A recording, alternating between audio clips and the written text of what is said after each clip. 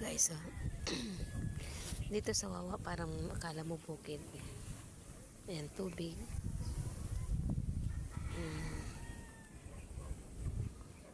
Dito sa gilid ng Wawa, ayan, ang daming namimingwit.